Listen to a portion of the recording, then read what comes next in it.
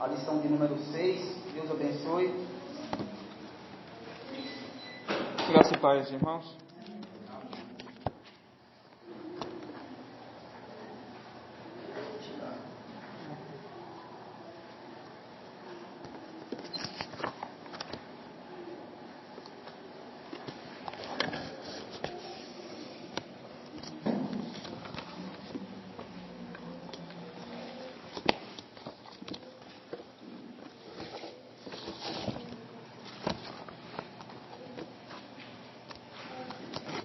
Vamos fazer a leitura que nosso irmão leu do início, Romanos 3, Romanos 1, Romanos 1, versículo 16.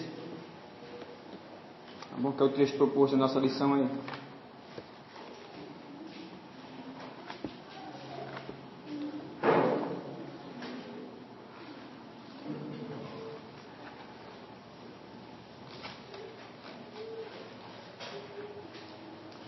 Romanos 1, versículo 16 e o 17. Porque não me envergonho do Evangelho de Cristo, pois é o poder de Deus para a salvação de todo aquele que crê, primeiro do judeu e também do grego. Porque nele se descobre a justiça de Deus, de fé em fé, como está escrito, mas o justo viverá da fé. Amém? Esse texto, irmãos, que iremos a ele hoje para falar sobre o advento da reforma protestante. Vemos trabalhando essa série de estudo, né, e hoje fiquei com a responsabilidade de trazer sobre a reforma. Bem, esse texto que nós lemos de Romanos, quando a gente lê ele no contexto da reforma protestante, nós vamos ver o quanto isso impactou a vida de Martinho Lutero, certo? E deu força à reforma protestante no contexto que citava, né? Então, a reforma protestante, ela começa, como já estudamos na lição anteriores, ela não se dá do dia para a noite, não é a ideia humana de um monge que resolveu reformar uma igreja, né? Vamos ver que é a obra de Deus realmente, sendo Deus preparando não somente a igreja, mas a própria cultura, a própria política, a própria mente das pessoas sendo preparada, Deus levantando homens, né, pré-reformadores que já tinham, né, anunciado, Deus sempre teve no decorrer da igreja, mesmo a gente quando fala do período de trevas da igreja, nós não podemos entender que nesse período não houve voz de Deus, né? Deus sempre teve os seus remanescentes em todas as épocas, falando do seu amor, né? Defendendo a sua verdade. O que chamamos de período de treva é que na sua grande maioria a igreja estava em escuridão, mas como disse Jesus, as portas do inferno nunca prevalecerão contra a igreja do Senhor. Então, no período da Idade Média, nós vamos ter, estudamos um bem que eu gosto bastante, que é John Wycliffe, que traduziu inclusive as Escrituras, né? Fez uma tradução das Escrituras, muito importante também. John Hus, que foi já perto, quase 100 anos antes de Martinho Lutero, já, né, anunciava aquilo que Martinho Lutero veio a defender, né? Bem, irmão, por que eu estou falando um pouco isso? Aqui é uma igreja que sabe muito, sabe da importância da reforma, uma igreja que conhece, mas ainda é possível que, às vezes, quando se fala de reforma, alguém na cabeça já põe tipo assim, para que eu preciso saber da reforma protestante? O que é que isso tem de bom para mim? E na mente de alguns você está falando de calvinismo e arminiano, isso é a confusão que se dá. Quando você fala de reforma, acho que já vai falar de calvinismo e arminiano, e não é, né, o objetivo nosso com essa lição. Vamos ler aí na página 19, que eu acho muito importante, da lição anterior, tá? Página 19, da lição 5. Tá?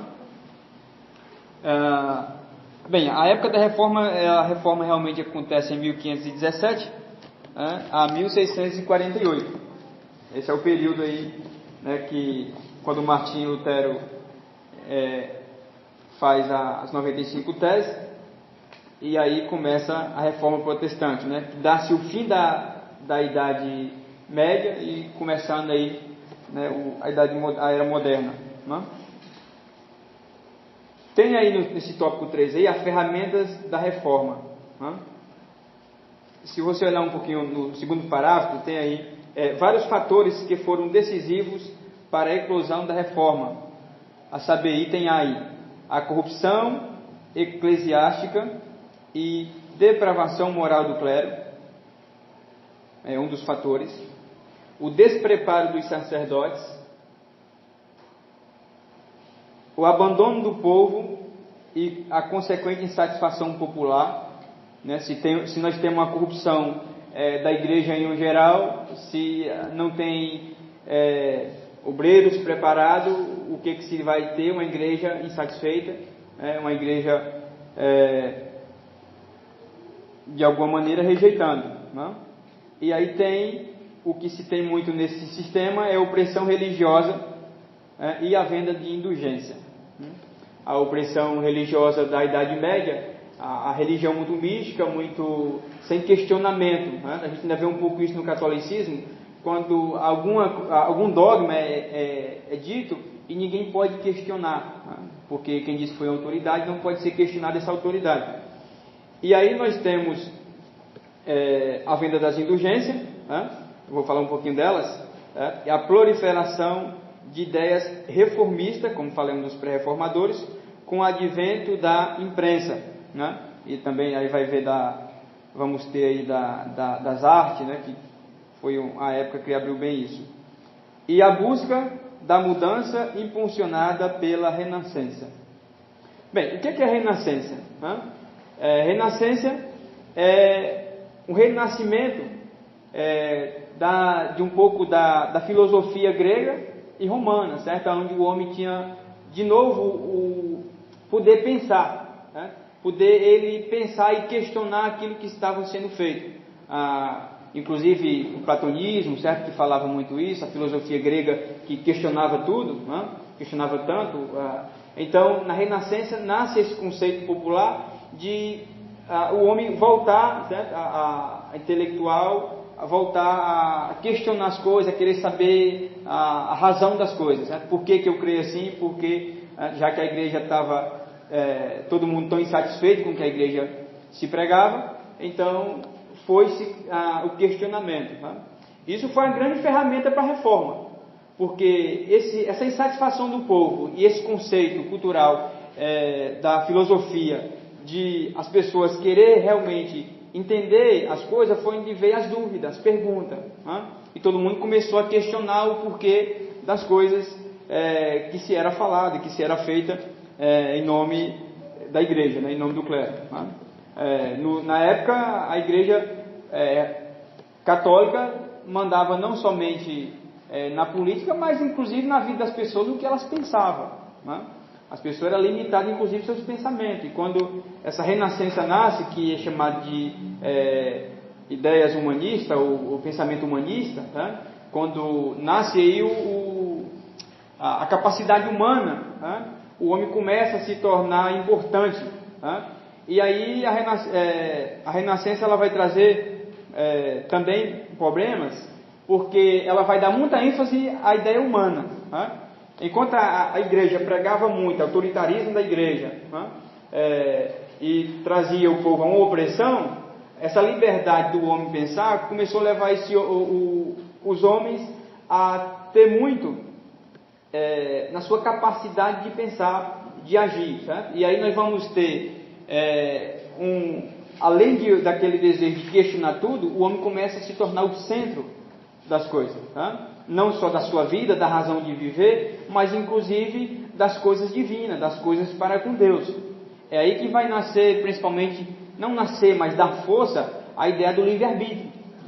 Que o homem agora é livre, inclusive, para escolher o seu destino com questão de eternidade. E esse pensamento humanista começa a interpretar as Escrituras dessa maneira. E nós vamos ter aí a lição, inclusive, destaca Erasmo de Roterdã, que é um dos grandes humanista, que inclusive grande defensor da ideia do livre-arbítrio do homem, que o homem teria escolha de fazer as coisas, manipular realmente as coisas questionadas da divindade. E com esse pensamento humanista, nós vamos ter aí a igreja, ela vai usar isso, inclusive a vida de indulgências. Já que o homem começa a achar que o seu destino não é Deus que define, que Ele que escolhe isso, que Ele pode mudar inclusive, aí a igreja tem aí uma ferramenta para a vida de indulgência. Eu pago, eu faço as minhas orações, as minhas penitências, aquilo que eu faço vai mudar inclusive o meu destino e o destino daqueles que estão lá, e isso é uma grande oportunidade para se ganhar dinheiro com venda de indulgência. Então nós vamos ter aí Joanan Tetezel, que é um dos mais destacados, que Martinho Lutero inclusive combate com ele, da venda de indulgência. Ele chega a dizer que a partir do momento que a moeda caísse na arca, a pessoa, seu ente querido que está lá, saía do purgatório.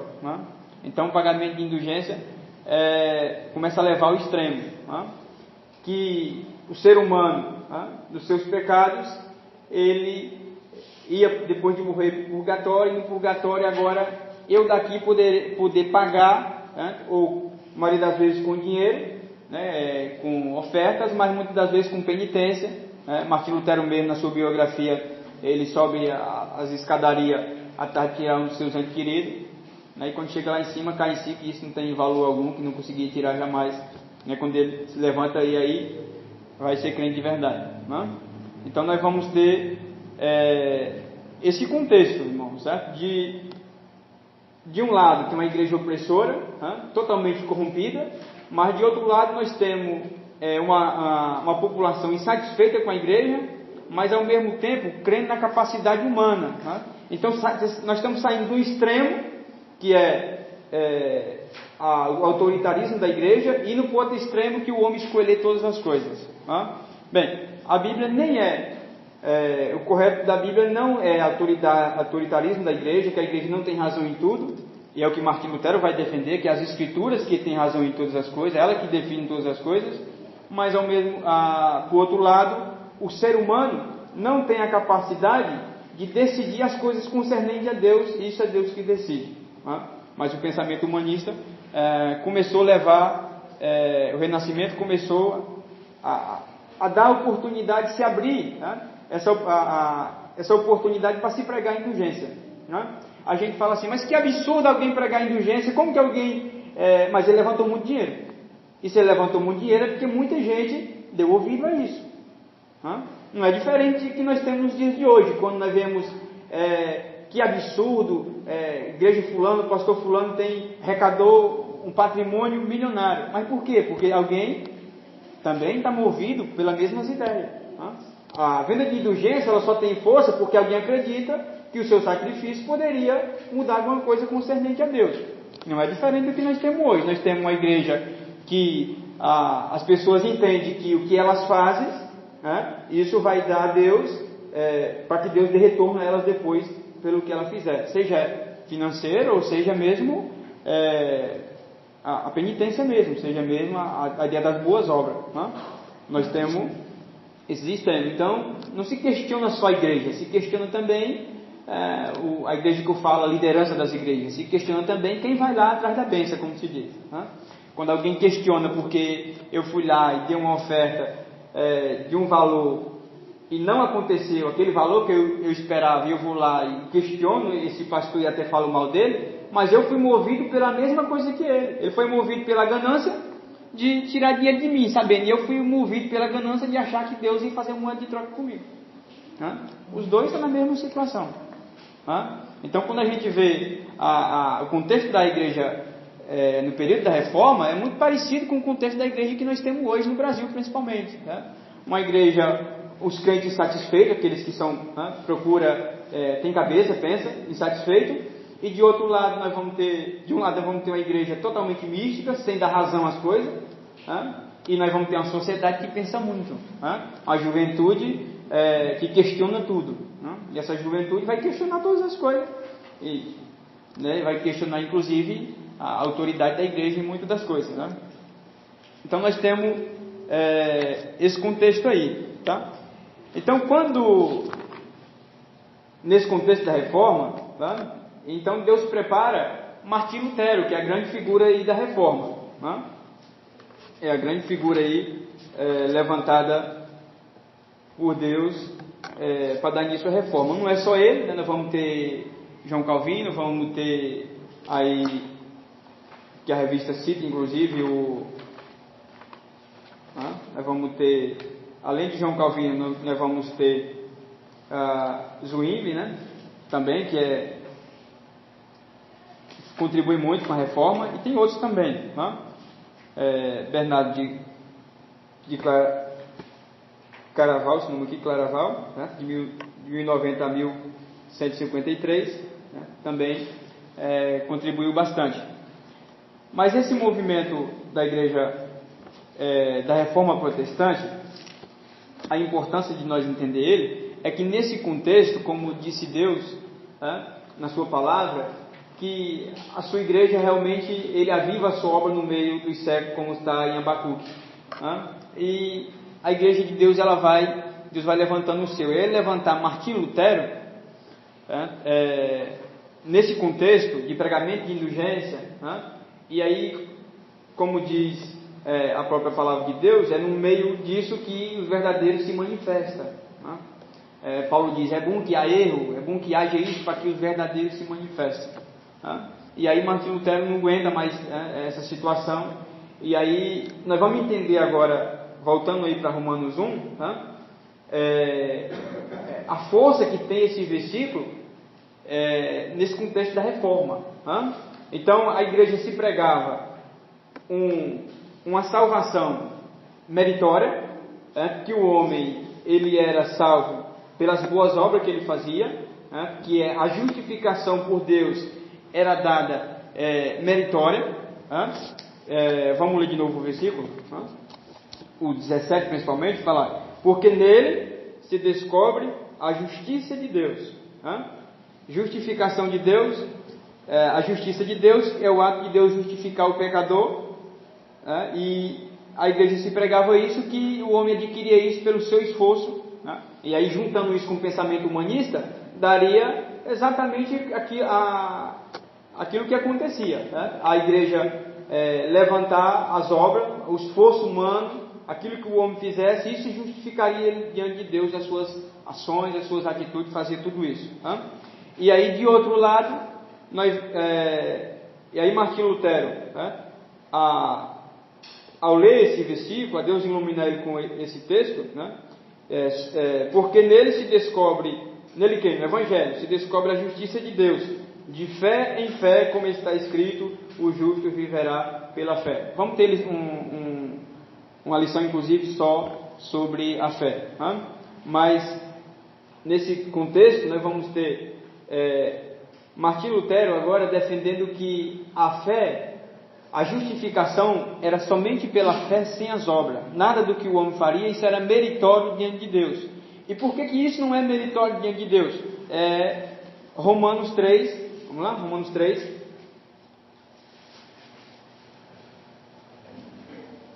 Tá? Vamos ler todo, do 21 em diante.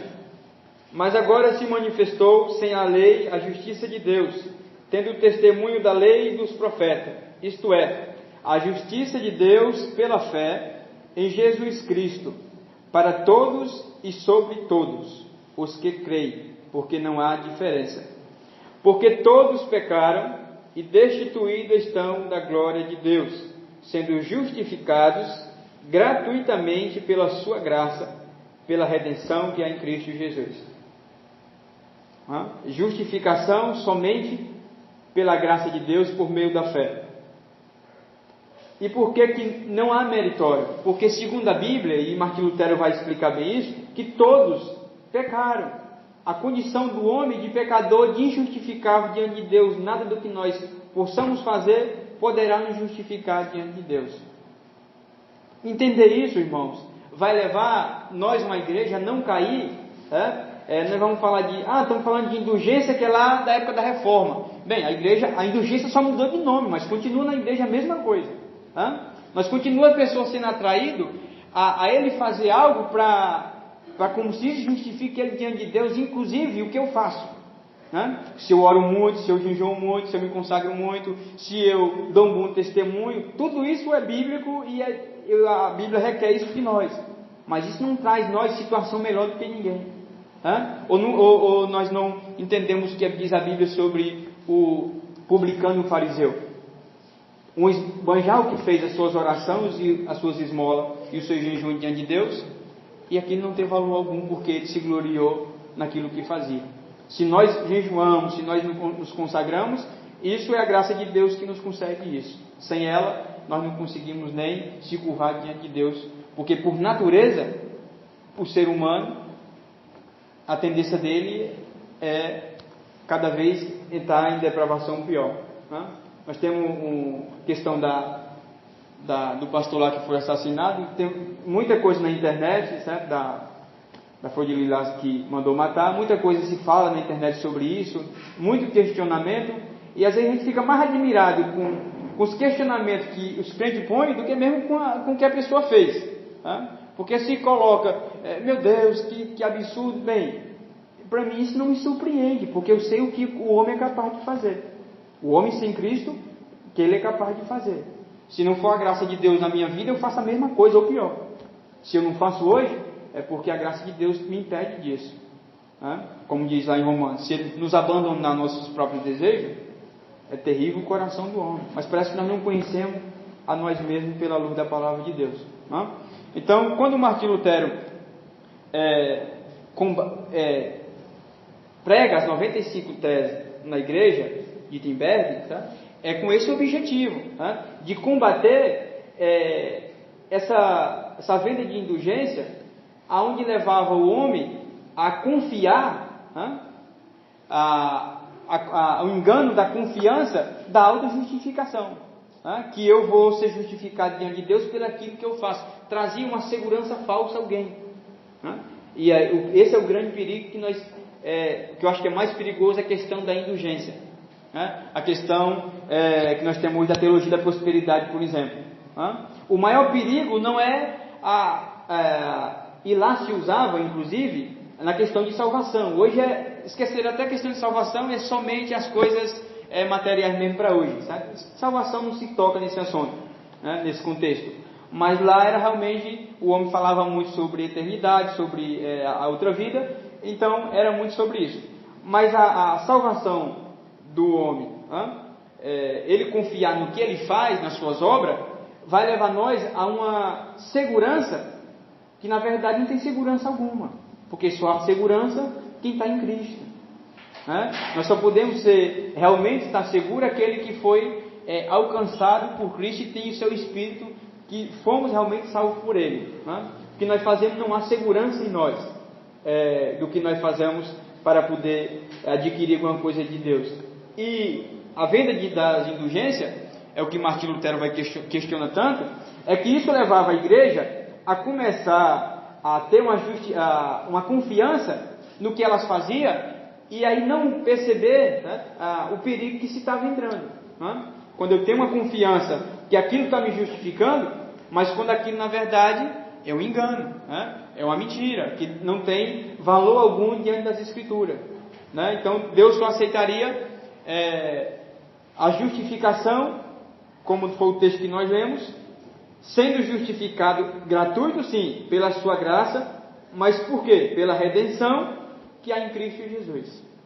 Somente pelo pagamento de Cristo na cruz do Calvário que o homem poderia e pode ser perdoado e ser salvo em Cristo. Então, essa justificação pela fé, da reforma, que de fé em fé o homem vai poder manifestar a salvação, ela traz, por isso que nós vamos ver o apoio muito grande de muitos líderes, inclusive as pessoas. Martinho Lutero ganha muita força na época da reforma, exatamente pela essa insatisfação do povo, por essa falta da igreja, de clareza da igreja, e influenciado pelo pensamento humanista, no sentido de eu quero saber o porquê das coisas, eu quero saber a razão de tudo isso. E isso, do homem ser justificado pela graça, por meio da fé, traz às pessoas luz para eles, traz a eles a luz do Evangelho, e aí é onde que a reforma protestante ela vai realmente decolar ali por Martinho Lutero, que é o grande pioneiro da reforma. Bem, com esse contexto da reforma aí, do humanismo, nós vamos ter a proposta da reforma, que ela alegava que as indulgências não podem remover a culpa. A culpa do homem, que o homem é pecador, o pagamento jamais pode remover a culpa do homem, que não se aplica ao purgatório e que são prejudiciais porque induzem o doador a uma falsa sensação de segurança, como eu acabei de falar. Coloca o homem a uma falsa sensação de segurança. Eu preparando essa lição, me veio à memória, um tempo atrás, que eu bem confiante,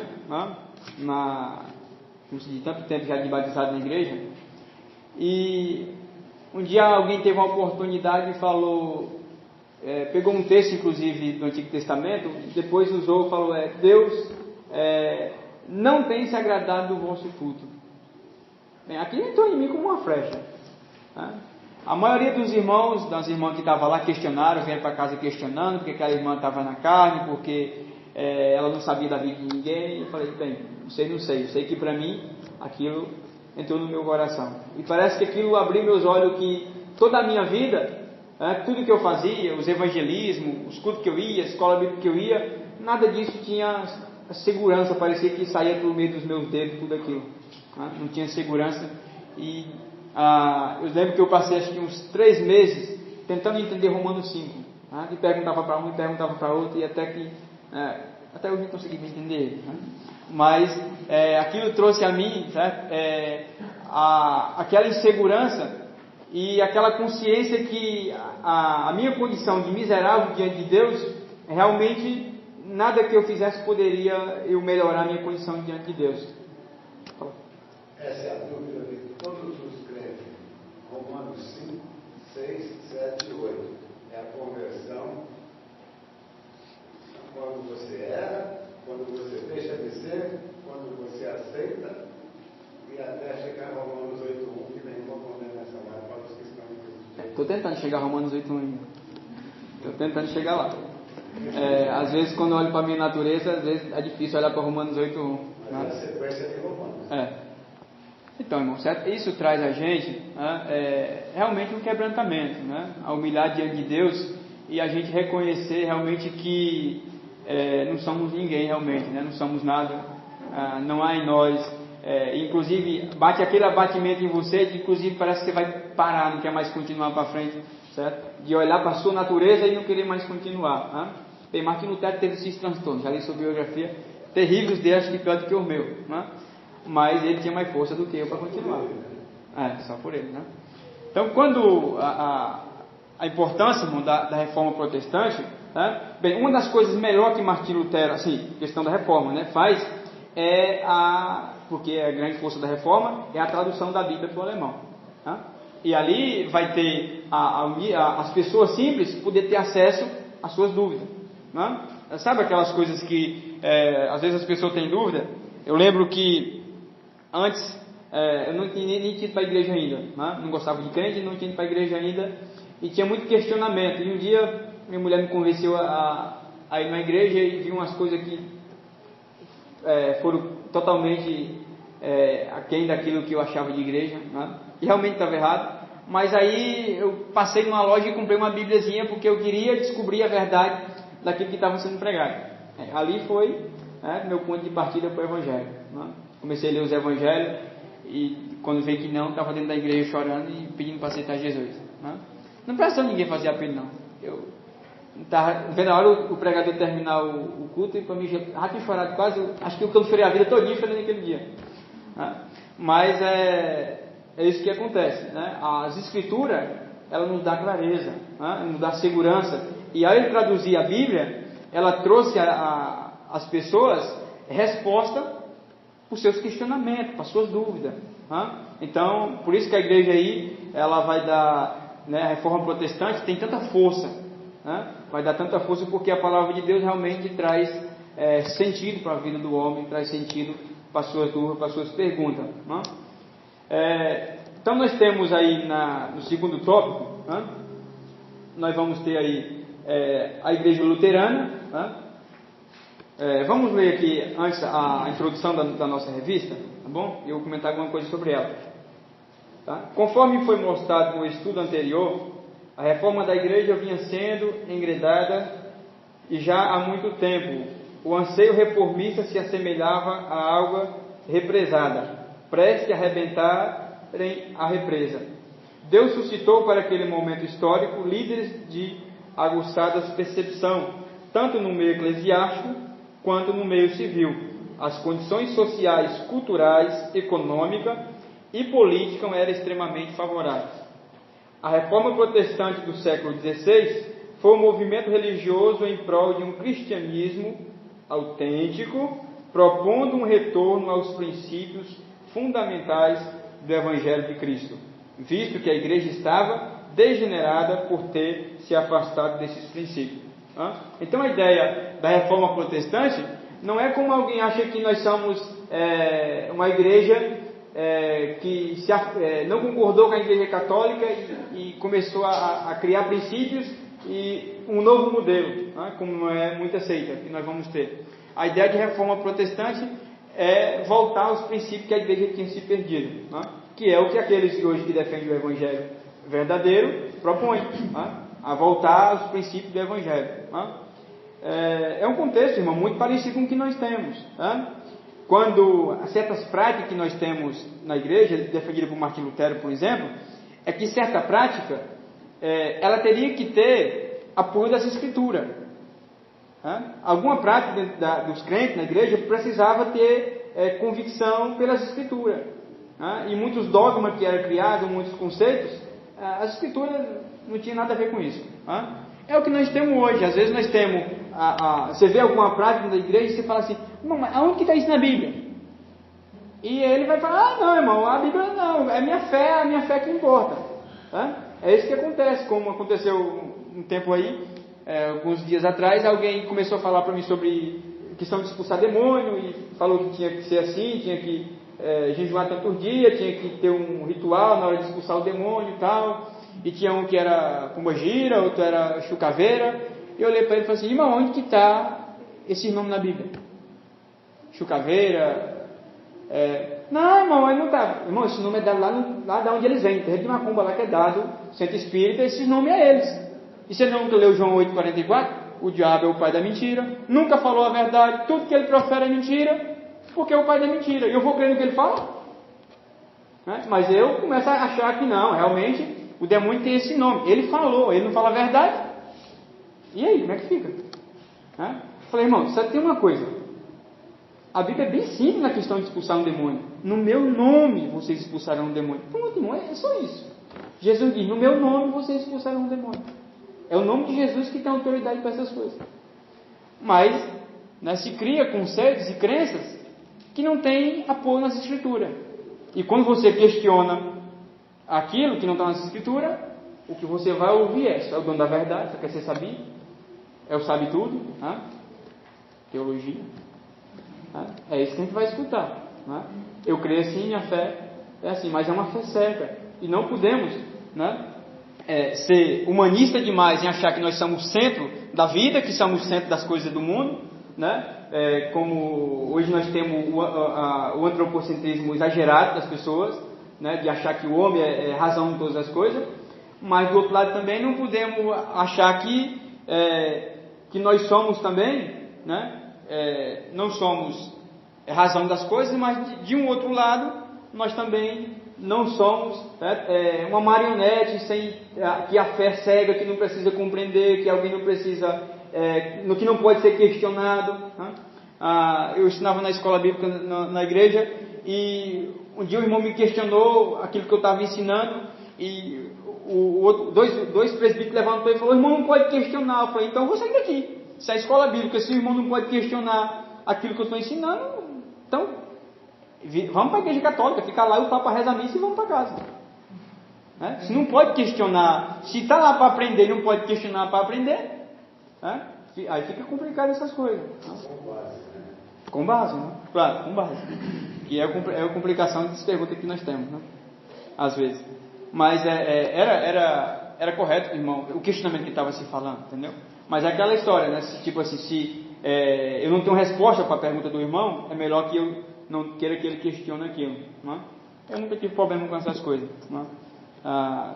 Nisso, graças a Deus, Deus tem me dado graça nisso. De alguém me questionar, se eu não souber, eu falo, irmão, não sei. Ou não dá para responder agora. Depois, deixa eu botar a hora. Mas quem quer ter resposta para tudo, e é uma tendência de cearense, viu? Sou cearense gosta de ter resposta para todas as coisas. É uma luta vencer isso. Quer ter resposta para tudo, mas não tem resposta para todas as coisas. Aliás, irmão, nossa coisa, a ciência, ela não dá resposta, ela faz mais perguntas. Mais perguntas, é o que a gente aprende às vezes ensinando, fazer mais perguntas. Quando alguém pergunta uma coisa, em vez de responder, faz outra pergunta. Então, irmão, nós temos, aí, na continuidade, bem, a reforma aí na nossa lição, Lutero era um monge agostiniano, a reforma realmente, ela vai se dar em 31 de outubro de 1517, os irmãos estão que leram a lição, e a igreja tem falado tanto sobre isso, e as 95 teses de Martim Lutero, ela tem, o maior objetivo dela é combater realmente a venda de indulgência, combater a salvação meritória, como adquirir isso por mérito próprio, e nós temos,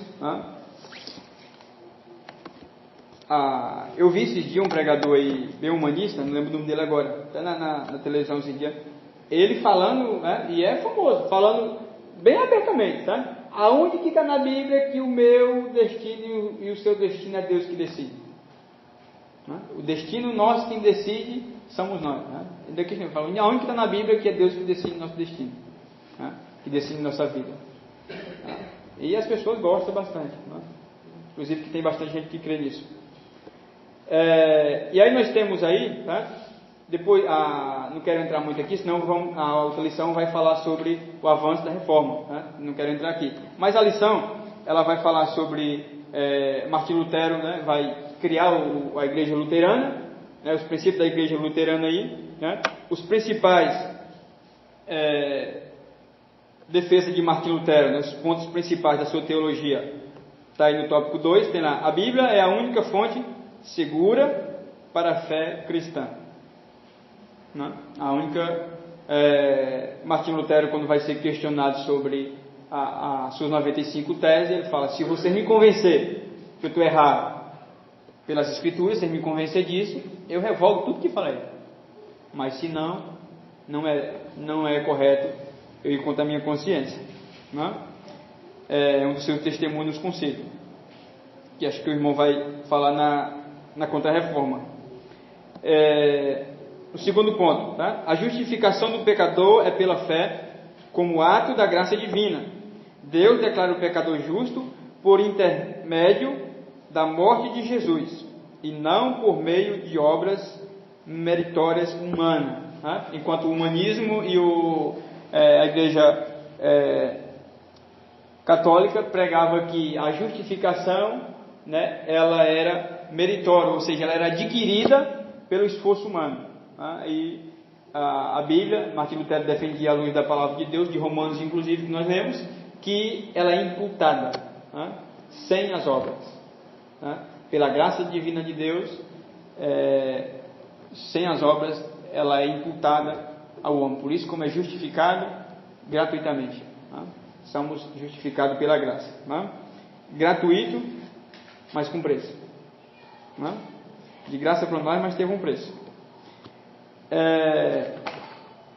O terceiro, sobre a Eucaristia, Lutero entendia que Cristo estava presente com e sob o pão e o vinho, mas não de forma transubstanciada, conforme definia no Concílio de Latrão de 1215. Né? Nós vamos ter Zwingli sendo oposto a Martinho Lutero nesse sentido, que ele fala que a ceia Cristo não estava presente na ceia, era só representativa, que é o que se defende aqui, que nós nessa igreja tem defendido, que a ceia é só simbólica, é só memória, em memória do que Cristo fez na cruz do Calvário, e não presente na própria ceia. Mas é aquilo que nós vamos ver que a reforma, ela tanto foi progressiva no acontecimento, como até na revelação dada, certo, aos reformadores. Vamos ver ela sendo prosseguindo. Bem, eu costumo ver Martinho Lutero e João Calvino dessa maneira. Tá? Se você tem uma casa e ela está com a estrutura comprometida, o que você tem que fazer? Destruir essa estrutura. É o que Martinho faz com as 95 teses. Destrói o Império Romano, a igreja perde toda a sua firmeza nas suas 95 teses, a igreja perde, desmorona ali totalmente a igreja. E João Calvino reconstrói a nova casa. Levou 500 anos para ele chegar nessa conclusão. Dizer que não adiantava evangelizar ninguém, porque quem estava condenado já estava. E o outro, fatalismo, né? O outro dizia que a salvação era justamente os escolhidos. Então, se já tem os escolhidos, também não precisa pregar mais. Levou 500 anos para a gente fazer essa diferença. 500 anos, né? E a revelação progressiva, né? Então nós temos a Zwingli também, que foi, era humanista, de linha humanista, mas não pegou o humanismo, para interpretar a Bíblia, tipo a cultura humanista, mais um método, pegou como um método de interpretação, de questionar os textos, inclusive de questionar o porquê das coisas, e ele foi, como Martinho Lutero, defensor da fé, defensor da justificação pela fé, da soberania divina. Eu digo muito com o pastor, ele fica assim meio comigo, toda oração tem dar ordem para o verbo. O verbo é que rege verbo morreu para salvar o substantivo. Aí ele explica que o verbo é a palavra, ele morreu para salvar o sujeito. Esse é o problema. É isso aí. Então, irmãos, nós vamos ter, certo? Calvino, ele vai estruturar a igreja doutrinária melhor, até porque ele tem tempo para isso, certo? Martim Lutero não teve para isso, certo? A reforma dele, ele foi o primeiro, né, o pioneiro na história, e a ideia dele é mesmo realmente destruir aquele sistema, né? Que é o que, quando a gente fala sobre o Evangelho, tem um irmão no meu trabalho que falou que a esposa dele não gosta de mim. Ela não me conhece, mas pelo que eu falo para ele, né? Mas o conceito, às vezes, fala, mas irmão, parece que você ataca as pessoas, parece que só o que você defende, a sua igreja é certa. Não é isso, é porque para que a gente mostre a nova casa, como se diz, você precisa destruir a que está lá, né? Precisa desmoronar aquilo que está construído, né? E aí você precisa mostrar a verdade. Desconstruir lá, derrubar tudo, né?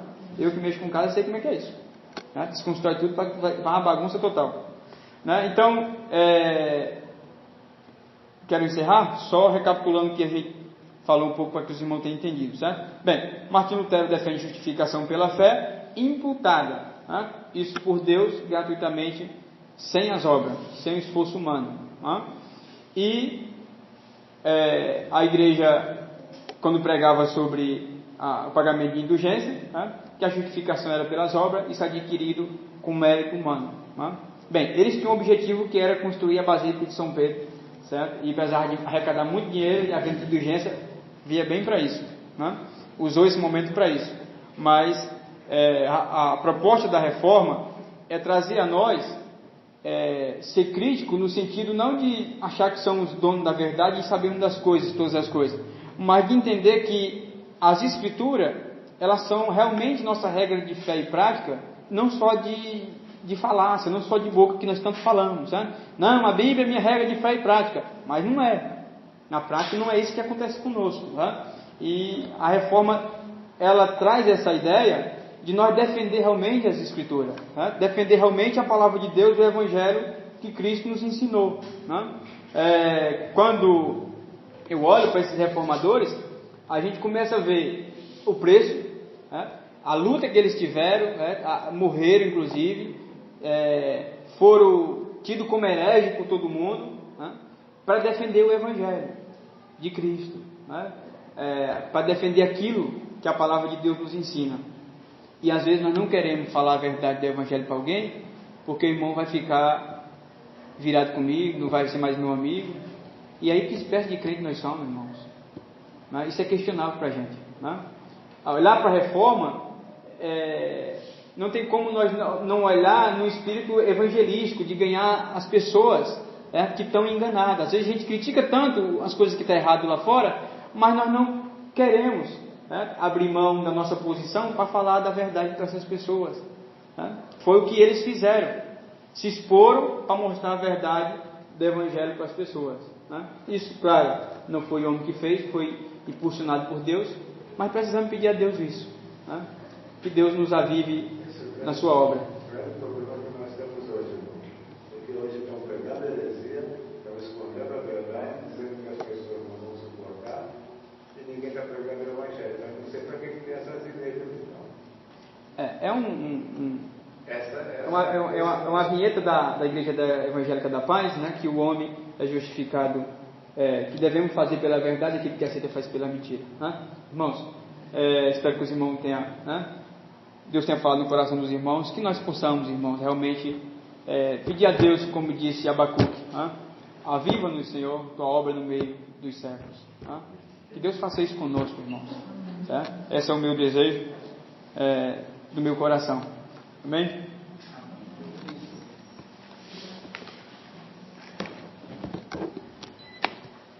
Graças a Deus, irmãos.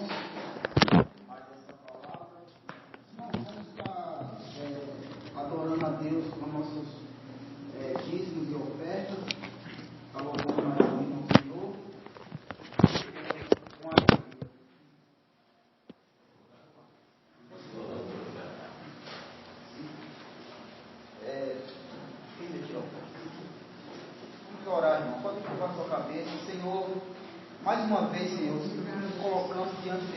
Pai, mais uma vez para te agradecer, Senhor, te agradecer por tudo que o Senhor já tem feito nas nossas vidas, Pai. Ó Pai, eu te peço também que o Senhor abençoe aquele que vai ofertar na tua casa, Senhor, para o bom andamento da tua obra, Pai. Ó Deus, abençoa teu filho, a tua filha, que não venha, Senhor, faltar nada na casa do teu filho, da tua filha, Senhor, que a dispensa dos teus filhos seja sempre farta, Pai. Ó Deus, que não venha faltar o pão de cada dia, o cotidiano para cada um de nós, Deus. Em nome de Jesus, aqueles também, Pai, que se encontram em dificuldade, desempregados, Senhor. O Senhor sabe de todas as coisas, Pai. O Senhor é um Deus que provê o sustento para todos os teus filhos, Deus. Em nome de Jesus, abençoa cada um que vai ofertar, é o que nós te pedimos. E aqueles que não têm, Senhor, o Senhor entre com providência, Senhor, abre porta de emprego, Pai. Em nome de Jesus. Amém e amém. Oferte com alegria, irmãos.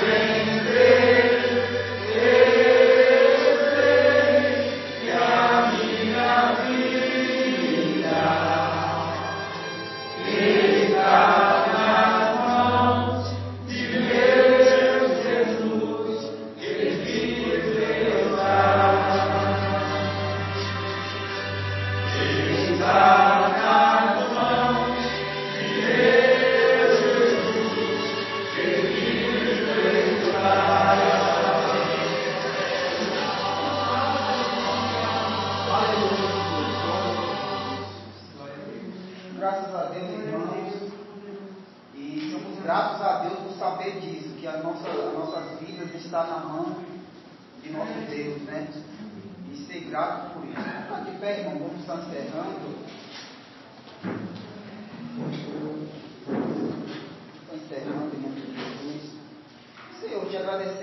Pai, por esse momento na tua presença, Senhor. Obrigado, Senhor, por a tua palavra. Obrigado, Senhor, por nos trazer aqui, Senhor, para ver nossos irmãos e adorarmos juntos a Ti, Senhor. Ó Pai, agora leva teu povo em paz para a tua casa, livra do mal, Senhor, livra dos acidentes, Pai. Guarda, Senhor, em nome de Jesus. Também te peço, Senhor, em favor do nosso pastor Amaury, que ali passou por essa pequena cirurgia, Senhor, mas que está bem. Ó Senhor, em nome de Jesus, guarda a tua casa, guarda, Senhor, os teus.